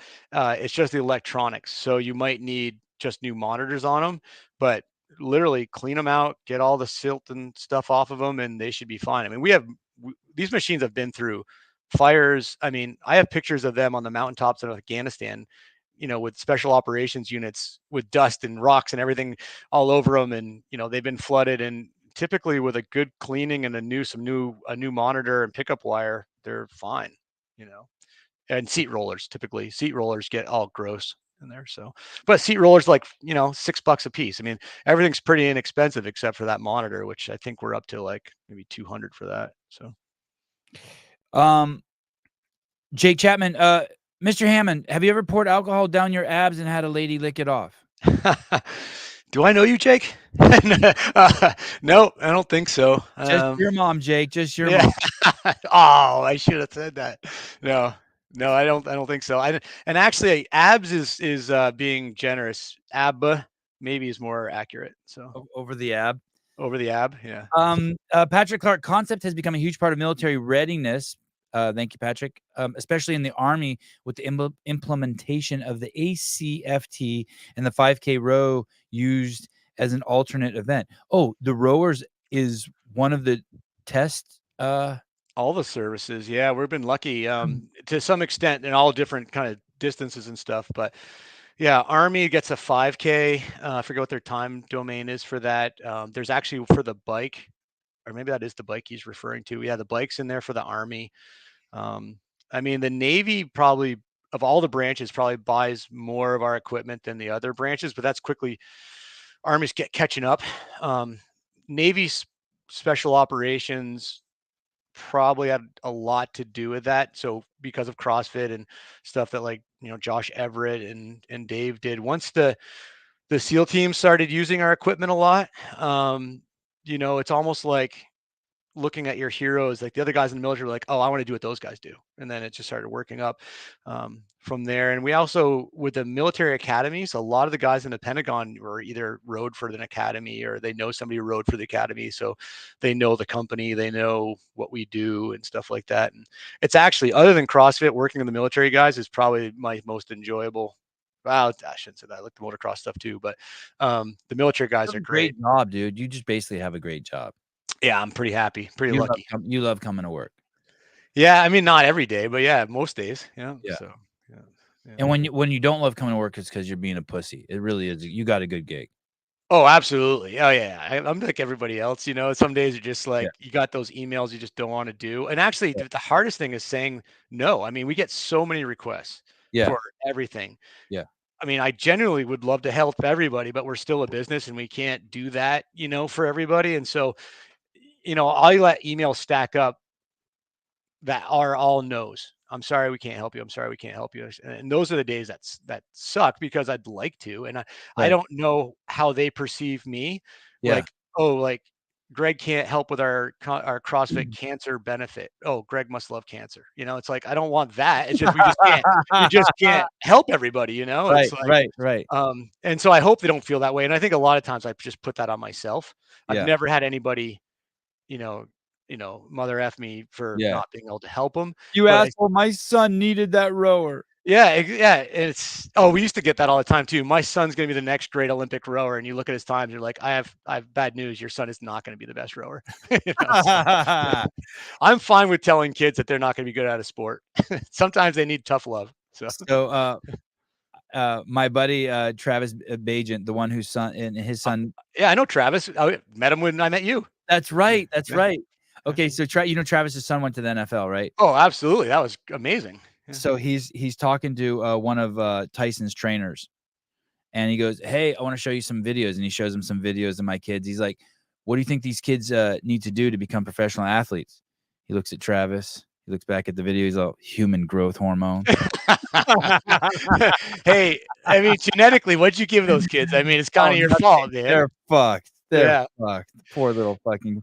The other day, Josh Bridges is telling me he wants his son to be 5'11". I'm like, dude, if my son's 5'7", I will fucking do a backflip. Yeah, like I tell people I'm 5'10". I'm not 5'10". I'm shorter than that, but I'm the tallest guy in my family. So I mean, I was screwed. When I was playing rugby, my goal was to be 6 foot, 215, and run like the wind. I ended up at like 5'9", like at my heaviest, like 190, and I was slow as death. So I never really did well. Being the tall, I think I was pretty much the tallest person in my family too, which is kind of cool because I never. It truly wasn't until I went to college. I went to UC Santa Barbara that I was like, oh shit, I'm short. So it's kind of cool. So I'll take you to an Didn't. indoor rowing event sometime, you and I, and we'll go in an elevator and we'll be looking at belt buckles. It's how bad it is. Damn, look at that guy's hog. He's staring at his hog. He just does. It's 3 inches from my Yeah. nose. Don't mind my friend Savon. He's just really looking at your belt buckle. Magnus Holmgren, Mr. Greg. Can Greg fix something? So I ordered a PM5 display to make. Do you send PM5? Do you send stuff to Mexico? I'm not sure. We have a reseller in Mexico City that handles all that. Yeah, Santiago Fuentes. It's Remo, Mexico. But yeah, they handle everything down in Mexico for us. Although I did want to get the resort market. That's my next marketing gig. I'm gonna start doing stuff with the resort so I can go down to Mexico. There's this hotel I stay at in Arizona when I go there to visit Greg, and it's called the Valley Ho, and they have a rower, and it's awesome. I use it when I go there. Yeah, I use the rower there more than I use my rower at home. That's yeah. I love a rower. When there's a rower in a hotel gym, you're like, this is a serious gym. Yeah, I mean, a lot of times they're pretty rough shape, but yeah, it's always. I mean, because what do you need if you have a rower and a dumbbell? Yeah, there's no excuse to miss a workout, So, Magnus, go ahead and write whatever you were trying to say again, and I'll try to reread it again. I'll look for it because you deserve a better reading than that. But I think I'm going to give you 50% blame for that. Okay. I hate to do this to you, Greg. What's that? This really sucks to do this to you. What the fuck is a damper? Oh man, you had to do it. How come no one can fucking explain the damper? Why can't you just be like 1 is easy and 10 is hard? Why can't I can? Yeah, I know. I can explain it. It's easy to explain it now. Whether or not somebody else can understand it, that's different. But it's literally like, and this is a go-to. I use like a chimney flue type of reference, but then I realized that half the country doesn't know what a chimney flue is. So basically, I do, so who cares? I know what a chimney flue is. Yeah. So basically, when it's open all the way on a 10, it gobbles more air in. The more air that gets sucked in, the faster that weighted flywheel slows down between strokes. Okay, that's the tricky way to say it. The faster it slows down. Yeah. Meaning, does that mean it's also harder to pull? Well, that's the thing. So depending on your stroke rate, because if you take a higher stroke rate, there's also less time to slow down. So the damper really is personal preference. Like, how do you want it to feel? But you can end up with the same time. And that's literally, if you're Brian Shaw, you could put it on 10 and you could row, and you have enough swing weight of your body going down the rail that's helping him. Okay, so he can afford to have a high damper. It's gobbling a lot of air. He can pull it. Guys like you and me, we're going to be at our sweet spot at like a 3 or a 4 on a new machine, which actually correspondingly has a damper, a drag factor number, which would be like a 117. So really, it's just basically that damper has no wires that connect it to the flywheel on a rower. It literally is how fast it slows down between strokes, because that's a weighted flywheel. So if you remember inertia from whatever, so it's a weighted flywheel that has a known weight. And if it slows down as it's slowing down and you go for your next stroke, it's going to take more energy to get that weighted flywheel spinning again. Yeah. Okay. But if you have a stroke rate that's pretty consistent, it's not really slowing down all that much. Right. So it's like, so remember when Lucas, what was Lucas's name, last name that won the marathon row? Lucas Holberg? No, Hogberg. Yeah, he was from Switzerland, right? Yeah, Hogberg, I think. So he won that with the weirdest technique I'd ever seen. He was doing a series of 2 hours and 50 minutes of deadlifts with a rowing machine. He would pull it and he would stop at the end, and then he'd take another pull and he'd stop. And so he went the same distance and he got a good time, but he was doing it in a weird way where he could have made it a lot easier on himself if he just didn't let the flywheel. So let me ask you, if you're going to use, let me see if this is if I understand this, if I can put it to application. If you're going to use that technique, you would want the damper on 1. No, the opposite. You're going to want it on 10, because then it slows down faster on 10. It does, but Would like, you not want to slow down faster? you and I could get 2 or 3 strokes in that same time it took him to do the one, and we would use less effort on it because we wouldn't have to pull as hard. Right. No, but I'm saying for him, what do you okay, let me ask you then. What should he have had the damper on to do that? I mean, he's a big guy, so he could have gone a little bit higher. What I would have done for a marathon is, I'm about 190 pounds. Yeah. I would have been on a new machine like that, probably like around a 4 or 5. Mhm. And then I would probably be at about 27 to 32 strokes a minute. What I think he was at a 10, and he was probably like 15 strokes a minute. So he still did great, and he's strong enough to be able to do it. But like you and I couldn't do that. I mean, that's not the way he did it, Do anyways. you actually let me go back. So do you actually understand the damper, or do you have to make it up in your head and it's abstract? No, I mean, I understand it. You do. Okay. It's what I don't honestly Someone said think. I don't have the physics chops to understand it, and that's what it is. I can't convert what you're saying Yeah. into practical understanding. Like, I could make it up and, trick myself into thinking I know it, Yeah, but if you and I I were don't, but I together don't. in the workout room, Yeah, you'd get it. And I think a lot of people make it more confusing than it is, yeah, especially for how they're using it yeah. on there. I mean, and it's the same thing too. Is like I'm not one of these nitpicky guys. Like I want people to have good technique, but if their technique's not perfect or they don't understand damper, but they're still getting a good workout and they're not going to injure themselves, then I typically are like, what are your goals? If your goals is just to get fit, and have at it.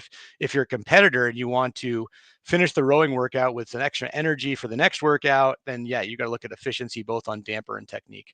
So it's really what the athlete is looking to do.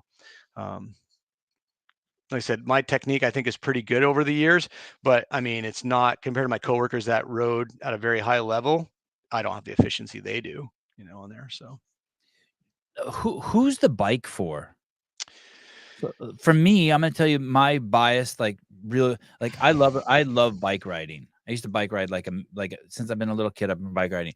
But when I exercise, if I had the skierg and the assault bike next to each other, or the echo bike, I would be like, why would I do the erg bike? yeah, and I agree. So we're all mountain bikers here and that sort of things. So we always we make machines for sports we do. The rowing machine came because Pete and Dick were Olympic rowers. Right. The skier came because their kids were Olympic biathletes and Nordic skiers. The bike came about because Translate that skierg. I thought that was a joke. That thing translates to fucking cross country skiing. oh, absolutely, yeah. Matter of fact, that's what we made a prototype ourselves for us that raced, and then Peter or Dick came down and saw it, and he's an engineer, and we just cobbled this thing together. And he's like, no, like, we can make that better. And then the skierg one came out, and their kids were both training for the Olympics. And in Nordic ski racing, they call it skate skiing. So it's Yeah. not like the old Nordic track; it's different. But they would get compartment syndrome in their shins, and so they needed something to keep their cardio up while they couldn't actually ski. So they would sit on a box and they'd use the skierg, and they could use the same muscles of their upper body and keep their cardio going. So that's kind of how it came about. I know we were talking about the bike, but let me take you back to skierg. Who developed the first skierg, and why did they do it? It wasn't even for sale. It was just a No, in our workout room, we made it for ourselves to use to get better at skiing. So, no shit. yeah. Matter of Someone just fact, flipped up. I think I remember that.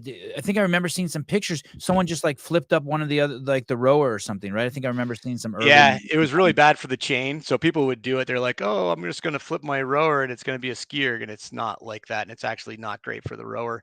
But we did it. So before there was a machine like that, we had a thing called a slide board. So you'd basically lay on a skateboard on this inclined piece of plywood, and you'd have 2 ropes, and you would pull yourself up, kind of like the old Chuck Norris Total Gym kind of Okay. thing. Yeah. But we wanted a monitor. We wanted to see how many watts we were putting out. We wanted to see all the stuff the rower already could do.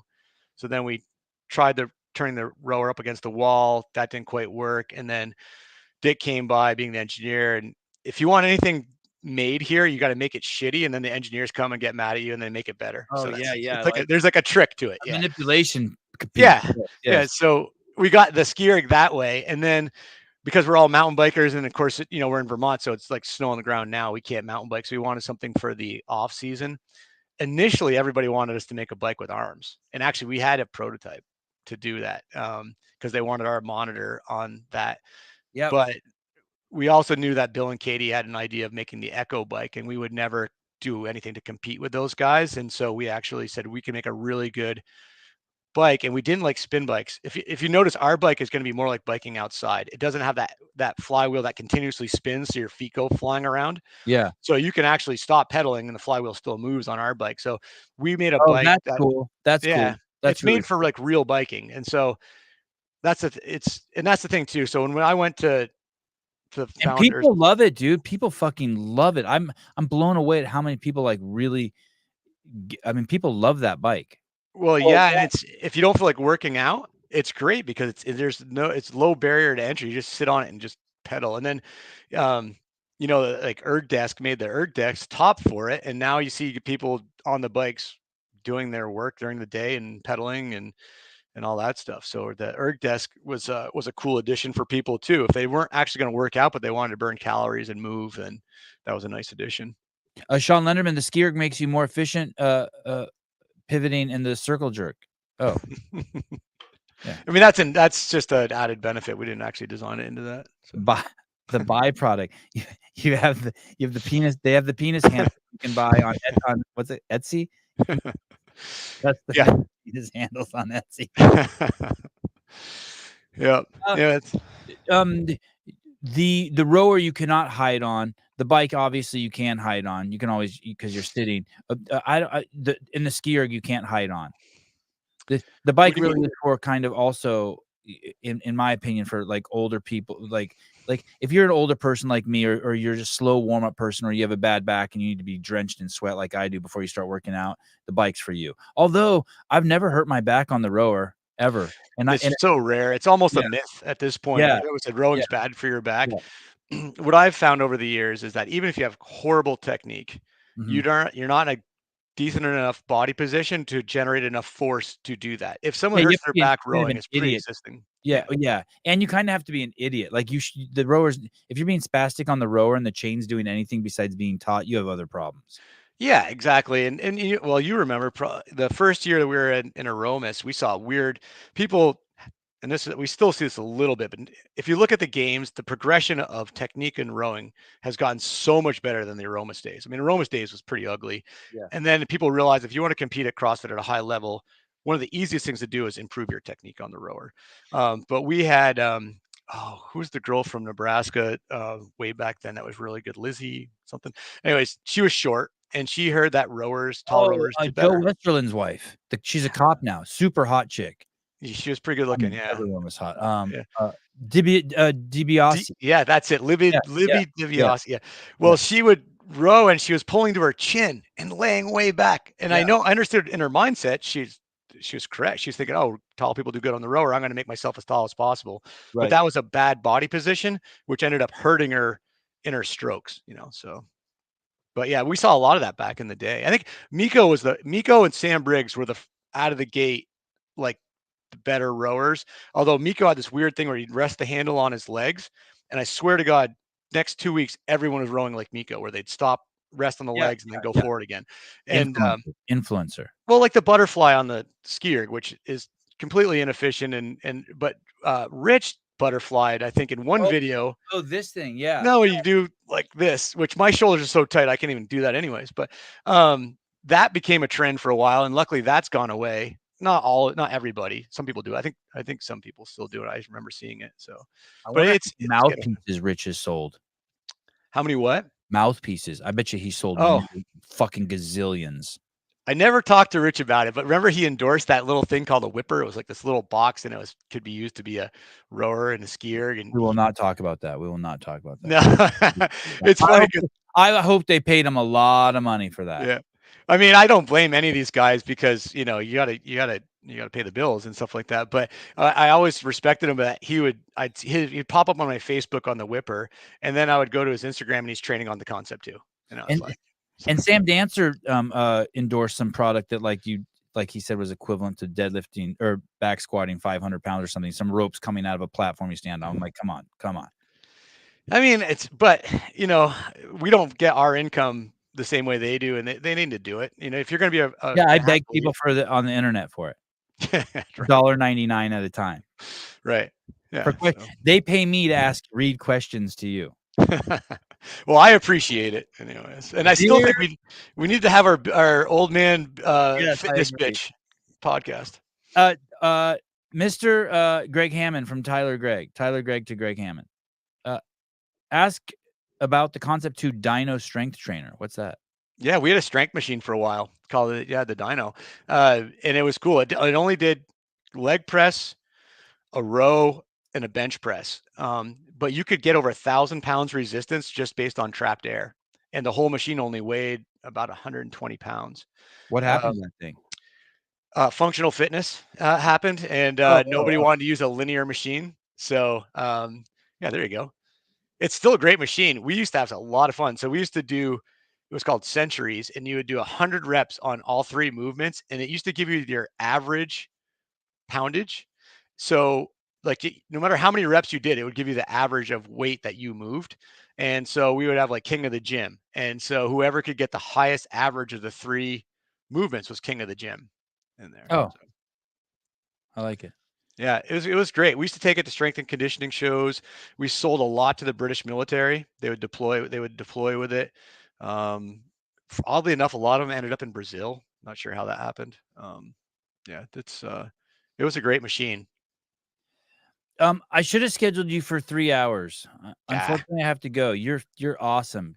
I have to have you back. Maybe I should. Are you going to Wadapalooza? I'm not going to be at Wadapalooza. No, I'm not sure next time I'll run into.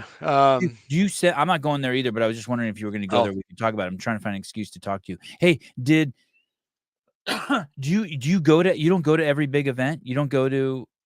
we have with Wadapalooza when they used our equipment. They're Oh, not they don't using. anymore. Oh, okay. No, so we're not going Or there. someone else sponsors them, like someone else, like Air Runner or Salt, or someone sponsors them, so they use their stuff. Right. Yeah, exactly. So, it also is a tough time of year to go for me to go down there anyways. But also too, like right now, Kevin Ogar and the Wheel Wad guys, they're Oh, using our equipment. I would have liked to have been there, but I'm not there. So we do send equipment to events that we don't go to, on there. But, yeah, probably the next time I see you, might be, maybe yeah. games. I don't know. So. Hey, what about the semifinals? I mean, I'm not going to them, but do you go to those? Yeah, I mean, if there's a need, if they're doing something with our equipment and they need us to be there, then I typically try to go. Traveling for me, I used to do like one trip a month, which didn't seem much to somebody who's travel a lot, but like the older I get, the more I like the quietness of Vermont. Like when I come back from the games or like Rogue Invitational, it's so nice to come to Vermont where there's just like nobody here. Like the roads are empty. I can be on my back porch. I'm looking at the woods. I know it's getting old. I'm starting to look at Oh, birds dude, now. I get it. Yeah, birds, history books. Even Rick was reading Exactly. history books. Yeah. Um, Final question, totally out of your world. Yeah. So, or adjacent world. Why can't the Echo? Why hasn't the Echo bike or the Assault bike solved the problem for pedals? And have you guys solved that problem on your bike? Like I had a Tim Murray on here. He's like the fittest dwarf in the world, and it's like Yeah. we're like my kids. Like what the fuck? How come someone can't crack the code on that shit? So our pedals, we did, and they weren't always great. Now they're pretty, they're good. They don't really have an issue. But when we started messing around with a bike with A dwarf arms, can ride your bike, or little uh, kid. so yes, they do. We have a shorter rear leg. So for like middle school kids or someone who's short, we do have a shorter rear leg. That is one problem with a lot of our equipment, and everything here is built for tall people because Right, that's right, right. that's And how and I get it. I'm not like Yeah. hating on it, but there's got to be a market for kids and dwarf. Dwarfs are kind of funky. I didn't know this until he was on the show the other day. He got the torso of a man. Yeah. So his legs maybe are even shorter than like a kid's legs. But there's got to be something that you can.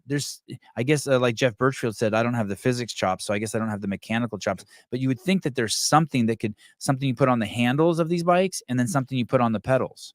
Yeah, I mean, I think our bike's going to be better than say a bike with arms for somebody Right, that size. right. And actually, when we started messing around with building a bike with arms, they have a lot more torque issues than what we have on our bike because of the fact that they're going back and forth. So, like, that rattliness that all the bikes end up getting. I mean, Yeah. not so much Echo. Echo's built pretty tough. Yeah. I know what But you're talking about. It sounds like something the fans loose. yeah, I mean, Yeah. because it has more torque, whereas on our bike, everything's going in one direction. Okay. Everything's. Um, but also too, it's like I never liked on those bikes how your arms assist your legs and your legs assist your arms. With ours, when your legs are done, they're done. Kind of thing. So, um, Yeah, yeah, I mean, that's like riding it for kind of fitness. I guess I ride it just to get warm, right? That's why I yeah. the arms. It's just a old man machine to me. Do like all out, like, No, 1,000 meters in box jumps, and you'll fail every box jump. It's awesome. Nothing but bloody shins for days. I appreciate your 99 minutes today. I appreciate it, man. I could talk to you forever too. I mean, there's fewer and fewer of us that have been around for the whole show, Yeah, yeah, and there's a lot to talk about, especially with like a lot of the changes going on in the CrossFit space. And I feel like you and I can almost get away with talking from the outside. We still love it as much as ever, but the yeah. changes seem odd to me still compared where it was, 20 years ago now. It's like it's crazy how long it's been. Yeah, and it's kind of perpetual big changes always happening now. We still haven't settled. Things haven't settled down in the last 4 years, 5 years, 6 years. It's been a weird 6 years, 5 years. It is, and I don't envy like the decisions that Don has to make now, Oh, and things like hold that. on. Like Yeah, I agree. there's no easy answer, and that's the thing is like I'll never throw any shade on decisions being made because I don't have an answer either. But I know I want to see it grow, and I know that CrossFit's helped a lot of people live a much better life. I plan on doing functional fitness until I can't anymore, and I do think it's the answer. It's the business side of it that seems tough. So Yeah. Thanks for coming on. Let's yeah. do it again sometime. I'll bug you. Great it's the longest we've ever talked. I guess when I have people on the show, it's usually the longest I've ever talked to them. But you met exceeded my expectations. Cool dude, Greg. I don't hear that a lot, so thanks, Yvonne. That's Yeah. nice that you said that. All right, brother. Have a good day. Have a good day, man. Ciao. Bye. Greg Hammond, Concept2. Dang, he's cool. No, politics time is today at 4:00. I am going to read as many as the DMs, hundreds of DMs I got from affiliates in the last 48 hours. If you want to send any more, send them in. I will. It is surprisingly. Maybe surprisingly, I shouldn't start like that. Is actually much more positive than, but yeah, surprising than I expected. And that's with people's initial reaction. So I think things are only going to calm down more and more. But I will see you guys today at 4:00. I've invited a bunch of people on, but it looks like they can't do it. I really wanted to get JR and Grundler on, but it looks like I'm going to it's gonna be me and Souza just reading DMs to you guys. We'll open up the phone lines. Don't be scared to call in. All right, guys. You will read aloud any DM we send you? No, not no. Let's not get carried away. All right.